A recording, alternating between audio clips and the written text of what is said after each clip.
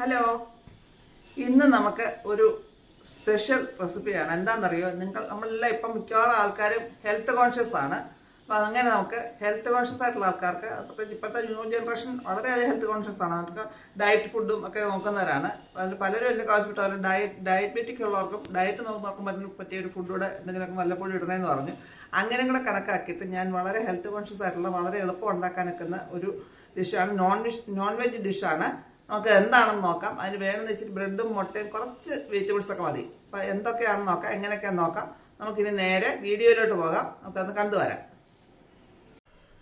എന്താണ്ട് അതിനായിട്ട് ഒരു കഷ്ണം ബ്രെഡ് എടുത്ത് വെച്ചിട്ടുണ്ട്. അതിന് നമുക്കൊരു ഇച്ചിരി വെള്ളം ഒഴിച്ചെന്ന് വെക്കാം. കുതിർന്ന് വരണം. 2 എണ്ണം വെള്ളം എടുക്കാം. ഞാനിവിടെ 1 എണ്ണം എടുത്തിട്ടുള്ളൂ. വെള്ളം ഒഴിച്ചെന്ന് വെച്ച് ഒന്ന് കുതിർന്ന് വരുമ്പോഴത്തേക്ക് അതിന് ബാക്കി ചേരുവളം ശരിയാക്കൊണ്ട് വരാം. നമ്മുടെ ഈ ബ്രെഡ് കുതിർന്ന് വരുമ്പോഴത്തേക്ക് നിങ്ങളെല്ലാവരും എൻ്റെ ഈ ചാനൽ ഒന്ന് ലൈക്ക് ചെയ്യുക, ഷെയർ ചെയ്യുക, സബ്സ്ക്രൈബ് ചെയ്യുക. സബ്സ്ക്രൈബ് ചെയ്യുമ്പം അതിൻ്റെ കൂടെ ബെല്ലൈക്കൺ വരും, അതുകൂടെ പ്രസ് ചെയ്യുക. അപ്പോൾ ഓൾ എന്നൊരു ഓപ്ഷൻ വരും. അന്നേരം അതുകൂടെ എനേബിൾ ചെയ്തെങ്കിൽ മാത്രമേ ഞാൻ അപ്ലോഡ് ചെയ്ത പുതിയ വീഡിയോസ് നിങ്ങൾക്ക് നോട്ടിഫിക്കേഷനായിട്ട് കിട്ടുകയുള്ളൂ. അപ്പം നമുക്ക് ഇതിനെ ഒന്ന് കുതിരാൻ മാറ്റി വെക്കാം. അപ്പോൾ അതാണ്ട് നമ്മുടെ ബ്രെഡ് ഒന്ന് കുതിർന്ന് വന്നിട്ട് നമുക്ക് നല്ലപോലെ പിഴിഞ്ഞെടുക്കണം. പിഴിഞ്ഞ് ആ വെള്ളം എല്ലാം കളയണം. നല്ലപോലെ പിഴിഞ്ഞു ആ വെള്ളം അങ്ങ് മാറ്റാം. ഇതിനെ അങ്ങോട്ട് പൊടിച്ച് അതിനകത്തോട്ടിടാം. ഇതിൻ്റെ കൂടെ നമ്മൾ 1 സ്പൂൺ ഓട്സ് പൊടിച്ച് വെച്ചിട്ടുണ്ട്. അത് ഒരുപാടങ്ങ് പൊടിക്കേണ്ട, തരിതരിയായിട്ടിരുന്നാൽ മതി. ഇതിൻ്റെ കൂടെ അവലോ ഒക്കെ വേണമെങ്കിൽ ചേർക്കാം നമുക്ക്. ഞാനിവിടെ ഓട്സും ബ്രെഡും മാത്രമേ ചേർത്തിട്ടുള്ളൂ. പിന്നെ അതിൻ്റെ കൂടെ ചേർക്കുന്ന ചേരുവകളെന്ന് പറഞ്ഞാൽ ഒരു കൊച്ചു ക്യാരറ്റ് പൊടിയായിട്ട് അരിഞ്ഞിട്ടുണ്ട്. എനിക്ക് ഒരാൾക്ക് മാത്രം മതി. അതുകൊണ്ടാണ് ആൾ സാധനങ്ങൾ കൂടുതലുണ്ടാക്കുമ്പോൾ അത് കണക്കാക്കിയുള്ള ചേരുവകളും ചേർക്കണം. ഒരു കൊച്ചു സവാള, 2 പച്ചമുളക്, ഇത്രയും ചേർത്തിട്ടുണ്ട്. ഇനി നമുക്ക് അതിൻ്റെ കൂടെ വേണ്ടുന്നത് മുട്ട. ഞാൻ ഒരു മുട്ട പൊട്ടിച്ച് അങ്ങോട്ട് ഒഴിക്കുന്നുണ്ട് അതിൽ.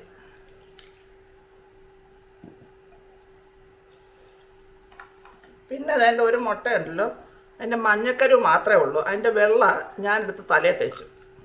ഇതും കറ്റാർവാഴയും കൂടെ, ഇതിൻ്റെ ഒരു മുട്ടയുടെ വെള്ളക്കരും കറ്റാർവാഴയും കൂടെ തലയിൽ തേച്ചാലും മുടി കൊഴിച്ചിൽ നിൽക്കുമെന്ന് പറഞ്ഞിട്ട് ഒരാൾ പറഞ്ഞനുസരിച്ച് ചെയ്തതാണ്. പക്ഷേ എനിക്ക് നല്ല ഫലം ഉണ്ടായിരുന്നു. എനിക്ക് ഒത്തിരി മുടി കൊഴിഞ്ഞിട്ടെല്ലാം നിന്നു. ഇപ്പോൾ നല്ലപോലെ മുടി കൊഴിച്ചിൽ കുറവുണ്ട്. നിങ്ങൾക്കും അതൊന്ന് പരീക്ഷിക്കാവുന്നതാണ്. ഇനി നമുക്കിതിനെ ഒന്ന് മിക്സ് ചെയ്തെടുക്കാം.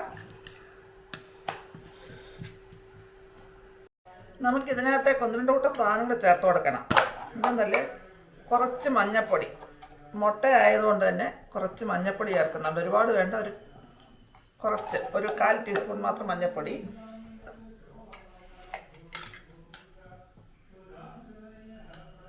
ഒരു 1/2 ടീസ്പൂൺ കുരുമുളക് പൊടി.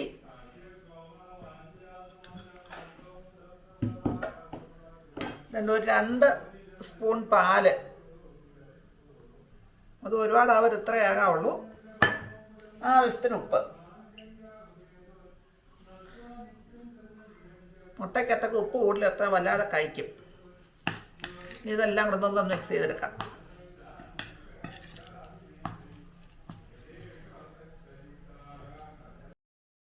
പിന്നെ അതിൽ ഒരു മുറി ക്യാരറ്റും ഇച്ചിരി ക്യാബേജും ഒക്കെ ചേർക്കുന്നത് നല്ലതാണ്. മുട്ട വേണേൽ 2 എണ്ണം ചേർക്കാം. ഞാനിവിടെ 1 എണ്ണം ചേർത്തുള്ളൂ. ഒന്നിൻ്റെ മഞ്ഞക്കരുവ് മാത്രമേ ചേർത്തിട്ടുള്ളൂ. 2 മുട്ട വേണമെങ്കിൽ ചേർക്കാം. പിന്നെ തവല് വേണമെങ്കിൽ ചേർക്കാം. ഇങ്ങനെയുള്ള ചേരുവെല്ലാം കുറേശ്ശെ എല്ലാം ഒരുപാടാവരുത്. 1 സ്പൂൺ അവല് പൊടിച്ചത്, ഒരു കുറച്ച് ക്യാപ്സിക്കത്തിൻ്റെ കൊച്ചു ക്യാപ്സിക്കാണ് ഒരു പകുതി. പിന്നെ അതുപോലെ ഒരു ഇച്ചിരി 2 സ്പൂൺ ക്യാബേജ് അരിഞ്ഞത്. ഇതൊക്കെ നമുക്ക് അതിനകത്ത് ചേർക്കാം. ഇതെല്ലാം നല്ല ഗുണമുള്ള സാധനങ്ങളാണ്. അതിൽ വേറെ ഒന്നും വേണ്ട. നമുക്ക് ഒരു നേരത്തെ ഫുഡായിട്ട് ബ്രേക്ക്ഫാസ്റ്റിന് ഇത് മാത്രം കഴിച്ചാൽ മതി. വേറെ ഒന്നും കഴിക്കാൻ, ഡയറ്റ് കീപ്പ് ചെയ്യുന്നവരും ഡയബറ്റീസ് ഉള്ളവരും ഇത് മാത്രം കഴിച്ചാൽ മതി. മറ്റ് ദോഷങ്ങളൊന്നുള്ള സാധനമല്ല. ഇനി നമുക്കിതിനെ ഒന്ന് റെഡിയാക്കൊണ്ട് വരാം. അതുകൊണ്ട് ഞാനൊരു ഫ്രൈ പാൻ എടുത്ത് വെച്ച് ചൂടാക്കിയിട്ടുണ്ട്. നമ്മൾ ആ ഉണ്ടാക്കി വെച്ചിരുന്ന മുട്ടയുടെ കൂട്ട് ഇതിനകത്തേക്ക് ഒഴിച്ചു കൊടുക്കാം.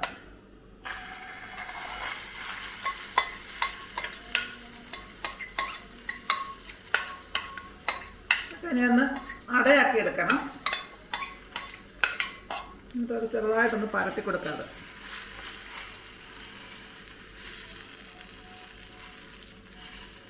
എന്നിട്ട് ഇതിൻ്റെ ഒരു വശം വെന്ത് കഴിയുമ്പം തിരിച്ചിട്ട് കൊടുക്കാം. നമുക്കത് അടച്ച് വെച്ച് വേവിച്ചെടുക്കാം.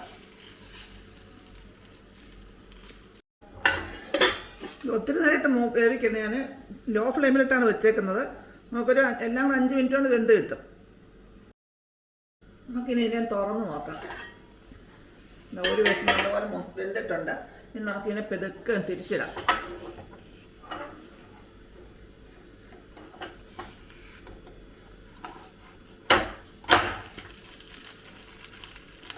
ഇനി അടച്ച് വെക്കണ്ട, ഇങ്ങനെ ഇടന്നൊന്ന് 2 മിനിറ്റ് കഴിയുമ്പോഴത്തേക്ക് നല്ലപോലെ വേവും.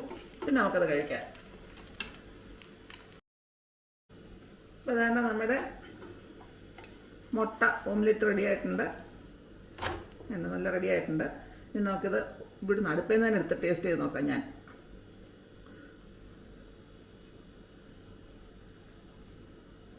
സൂപ്പർ.